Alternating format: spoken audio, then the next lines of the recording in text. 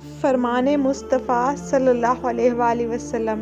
نبی کریم صلی اللہ علیہ وآلہ وسلم نے فرمایا، روزہ ایک ڈھال ہے جس کے ذریعے سے بندہ آگ سے بچتا ہے۔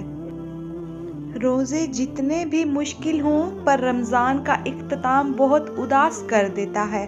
سحری کی رونق، افطار کی برکت اور عبادتوں کا مزہ رمضان ہی کی دولت ہے۔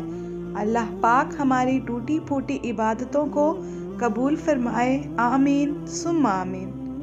اے کاش ایسا روزہ بھی نصیب ہو جس کی سحری مکہ میں اور افطاری مدینہ میں ہو، آمین ثم آمین۔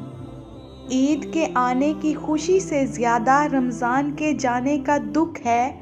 اگلے رمضان تک زندگی پتہ نہیں ہو یا نہ ہو، اللہ ہمیں بخش دے، آمین۔ فرمان رسول صلی اللہ علیہ وآلہ وسلم ہے، تو روزے کو لازم پکڑ، کیوں نہ کہ اس کے برابر کوئی عمل نہیں ہے۔ روزہ تبھی عبادت کا درجہ پاتا ہے جب اپنے نفس سے آگاہ ہو کر اس کی تربیت کر لی جائے اور ضرورت مندوں کی حاجات و تکلیف کا مداوع کیا جا سکے۔ روزے کا بدلہ۔